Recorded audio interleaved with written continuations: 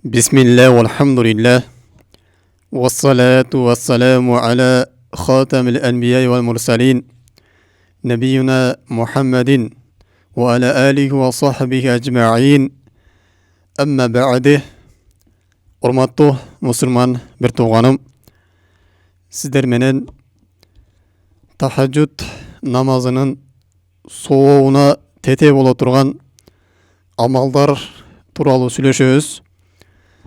Барыбызга белгилүү болгондой эле тахажжуд намазынын орду Аллах Тааланын астында өтө улуу. Фарыз намаздардан кийинки эле орунда эң сооптуу намаз бул тахажжуд намазы турат. Тахажжуд намазынын дагы өзгөчөлүк фазилеттеринен бул күнөөлөрдүн кечирилүүсүнө кафарат болот. Күнөөлөрдүн кечирилүүсүнө кафарат болуу менен эле чектелип калбастан инсандын күнөөгө жакындоосунан кайтарат, аны тыят, андан тосуп турат. Пайгамбарыбыз саллаллаху алейхи ва саллям тахажжуд намаз тууралуу төмөндөгүчө айтат. Абу Умама Ал-Бахили радиаллаху анху айтат. Пайгамбарыбыз айтты: "Алейкум би киямул лейл." Тахажжуд намазына бекем болгула. Аны ар дайым сактап, окуп жүргүлө. Фа иннаху дa'бу солихина qablакум. Анткени тахажжуд намазы силерден мурунку солих пенделердин тутунган жолу, алардын адаты, алардын белгиси дейт. Ва курбату иля роббикум. Жана Аллах Таалага, Роббуңарга жакындатуучу ибадат. Ва мукаффиратул сейат ва манхатул исм. Күнөөлөрдү өчүрүүчү жана күнөөлөрдөн кайтаруучу, күнөөлөрдөн тосуучу ибадат деп Пайгамбар саллаллаху алейхи ва саллям бул тахажжуд намазынын фазилеттери мына ушундай белгилеп өткөн. Мына ошондуктан бизден мурунку алымдар, солих кишилер тахажжуд намазын өтө бекем болушкан. Алыска барбай эле өзүбүздүн такыба, аулия, ата бабаларыбызга карай турган болсок, алар тахажжуд намазын каза кылышкан эмес. Фарыз намаздарын окуп, мына ошо менен биргеликте эле тахажжуд намаздарына жеңил карабастан ага дагы бекем болушкан.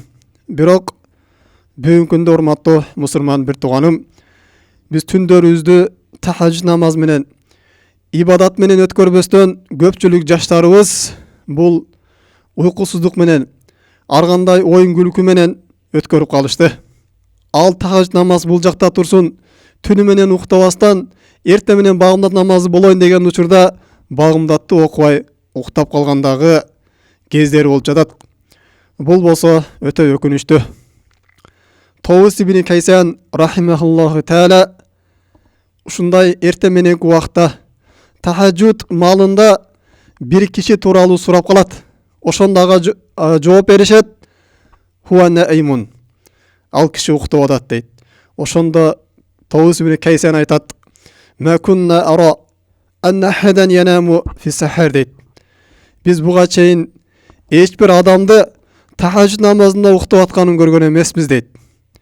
Эми бизден мурунку салаф солихиндер, сахабалар, Пайгамбар саллаллаху алейхи ва саллям тирилип келип кала турган болсо, бүгүнкү күндө биздин абалыбызды көрө турган болсо, анда булар өтө катуу бир өкүнмөк, өтө катуу бир кайгырмак. Демек, урматтуу мусулман бир тууганым, биз тахажжуд намазына дагы терең маани берип, аны окуп жүрүшүбүз керек. Ага жеңил санабашыбыз керек. Ал өтө сооптуу, бизден мурунку пайгамбарыбыздын сүннөтү, сахабалардын, момундардын, солих пенделердин, чыныгы момундардын сыпаты, белгиси болуп эсептелинет экен. Эми Аллах Тааланын рахматы менен Аллах Таала мына ушундай бизге жеңил амалдарды көргөзүп койгон, кээ бирки амалдарды бизге баяндап койгон. Эгер ошол амалдарды аткара турган болсок, тахажжуд намазынын соогуна эргешебиз. Ошондуктан ким тахажжуд намазын окуй албай кыйналып аткан болсо, тахажжуд намазына тура албай жаткан болсо, тахажжуд намазынан алсыз болуп жаткан болсо, мына ушул пайгамбарыбыз баштаган, Аллах Таала үйрөткөн ушул амалдардан гафилетте калбаш керек. Ошого аракет кылыш керек. Анткени тахажжуд намазы ушундай сооптуу амал, Кыямат күнү таразыларды соопко толтура турган амал, көптөгөн жакшылыктарга жеткире турган амал. Эгер тахажжуд намазын окуй албай турган болсок, анда пайгамбар саллаллаху алейхи вассалам көргөзгөн тахажжуд намазынын соогуна тете боло турган амалдарды дагы аткарышыбыз керек. Албетте муну менен биз ошол тахажжуд намазынын соогуна тең боло турган амалдарды эле аткарып, тахажжуд намазын окубай коюш керек деген чакыруудан алыспыз. Мындай түшүнбөш керек. Мындай түшүнүп калбашыбыз керек. Албетте бизден бурунку салаф солихиндер тахажжуд намазын окуган, ошол менен биргеликте пайгамбар саллаллаху алейхи вассалам көргөзгөн тахажжуд намазынын соогуна тете боло турган амалдарга дагы бекем болушкан. Албетте биз айта турган нерсе, эгер тахажжуд намазга тура албай жаткан болсок, кээ бирлерибиз тахажжуд намазынын соогунан куржулап калып калбас үчүн мына ушундай тахажжуд намазынын соогуна тете боло турган кээ бирки Аллах Таала көргөзүп койгон жеңил амалдар бар. Мына ушуларга бекем болуш керек. Аларды эч качан өткөрүп жибербеш керек. Мына ушул бүгүнкү биздин сүйлөшө турган темабыз тахажжуд намазына тете боло турган амалдар тууралуу болмокчу. Албетте пайгамбар саллаллаху алейхи вассалам дагы өзүнүн сахабаларынын арасынан ким тахажжуд намазына тура албай кала турган болсо, тахажжуд намазына бир ден соолугу болбой аткан болсо, дагы башка бир себептерден улам тахажжуд намазынан алсыз болуп калган болсо, ага ошол тахажжуд намазынын соого бериле турган кээ бирки жеңил амалдарга баштаган. Мына ошол хадистеринин кээ бирлерин айта кете турган болсок, пайгамбар саллаллаху алейхи вассалам өзүнүн хадисинде ким тахажжуд намазына тура албай кала турган болсо, же малы менен садака бере албай кала турган болсо, же коркоктук кылып Аллах жолунда согушка чыга албай турган болсо, пайгамбар саллаллаху буларга төмөндөгүчө багыт берет. Пайгамбарыбыз айтат: "Мен халахул лайл ан юкабидаху дейт. Омен бахила би малихи ан юнфиқаху." Кимде тахажжуд намазына тура албай кыйналып жаткан болсо дейт, же малы менен садака берүүдөн сараңдык кылып жаткан болсо, ау жабуна ан адуин ан юқатилаху, же душманга каршы күрөшүүдөн коркоктук кылып жаткан болсо, фал юксир субханаллахи ва бихамдихи, анда ал субханаллахи ва бихамдихи деген сөздү көп айтсын дейт.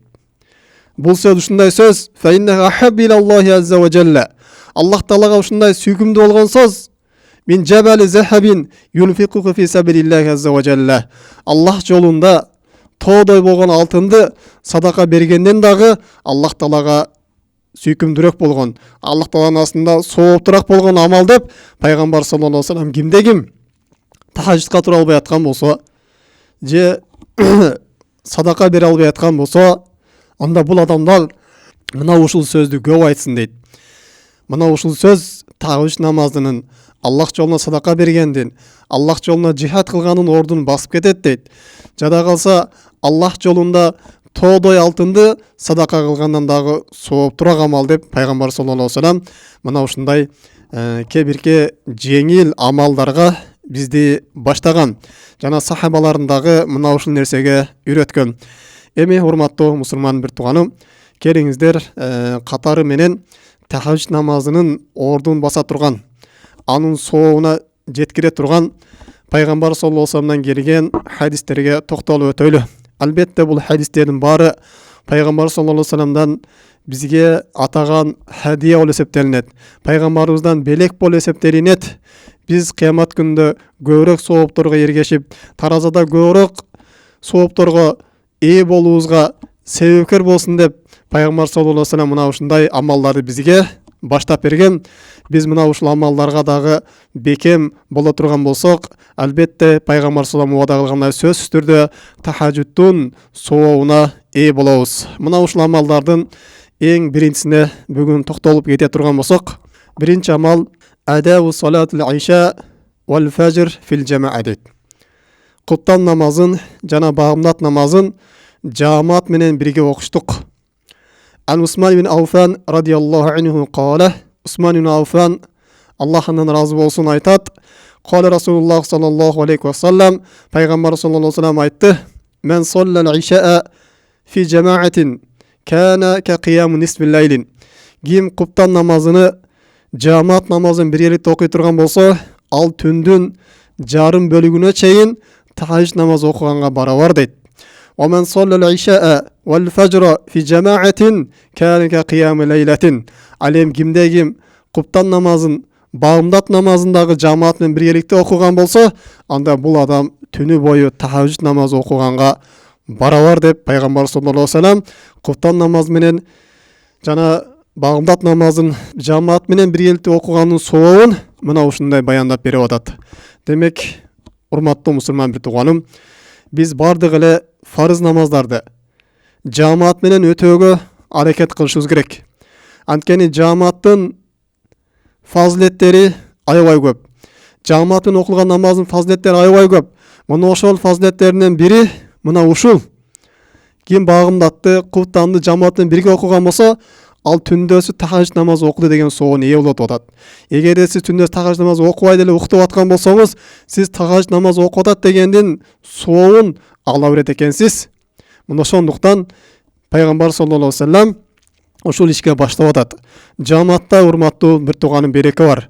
Эркектерибиз мешитке, жамаатка көп катташыбыз керек. Багымдат намазы мына ушундай улуу, сооптуу болгон амал өзгөчө. Куптан дагы мына ушундай улуу, сооптуу болгон амал. Пайгамбар саллаллаху алейхи ва саллям айткан, эгерде силер куптан намазы менен багымдат намазында кандай сооп бар экенин билгениңерде деген, анда мешитке силер жөрмөлөп болсо дагы келмексиңер деп пайгамбар саллаллаху алейхи ва саллям бизге кабар берген. Жана пайгамбар саллаллаху алейхи ва саллям бизге каттуу эскерткен. Асқалу салат алал мунафиқина. Мунафиктарга эң оор намаз бул куптан менен багымдат намазы деген. Куптан менен багымдат намаз жамаатта биргеликте окуштук. Бул мунафиктарга эң оор намаз деп пайгамбар саллаллаху алейхи ва саллям бизге эскерткен.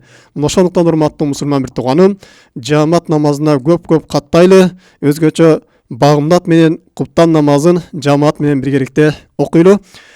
Мына ушу менен бүгүнкү сабагыбызды жыйынтыктайбыз. Кийинки сабактарыбызда дагы мына ошол темаларыбыз уланат.